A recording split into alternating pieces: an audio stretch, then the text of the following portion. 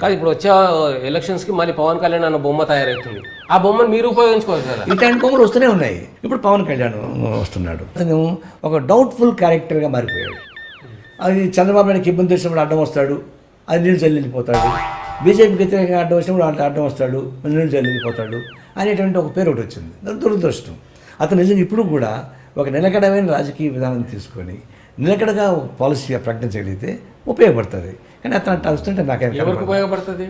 ఒక ఈ వ్యవస్థకు వ్యతిరేకంగా ఒక ప్రత్యామ్నాయంగా కమ్యూనిస్టులు ఆయన కలిసి నిర్మించగలిగితే ఒక ప్రత్యామ్నాయం చూడడానికి అవకాశం ఉంటుంది. కమ్యూనిస్టులు ఆయన కలిసి అంతే. అక్కడ మీ స్వార్థం ఆయన ఒకటే ఉండి కూడా వెళ్ళారు.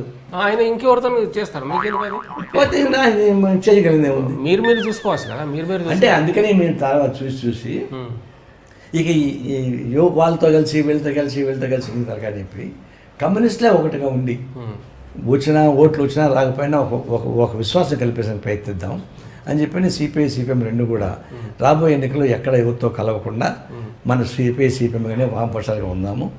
అప్పుడు ఈసారి ఓడిపోయినా నెక్స్ట్ టైం ఒక విశ్వాసం వస్తుంది అని చెప్పేసి అనుకుని ఒక నిర్ణయం తీసుకున్నాం. కానీ మన వెస్ట్ బెంగాల్లో బ్రేక్ అయింది. అది బ్రేక్ అయిందా? మమతా బెనర్జీ ఆ దుడుకుని తట్టుకోవాలంటే అంటే కాంగ్రెస్ పార్టీ కమ్యూనిస్టు కలవకపోతే ఆమెకి దాడులు ఇంకా ఎక్కువ అయ్యేట్టున్నాయి.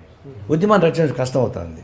ట్యాక్టిఫుల్గా మళ్ళీ మేము తీసుకున్న నిర్ణయాన్ని పక్కన పెట్టేసి మళ్ళీ కాంగ్రెస్ పార్టీతో కలిసి ఎన్నికల్లో పోటీ చేయాల్సిన పరిస్థితి ఏర్పడిపోయింది. తప్ప కరెక్టా? అది ట్యాక్టిఫుల్గా కరెక్టే, మా అనుకున్న సిద్ధాంతం తప్పు.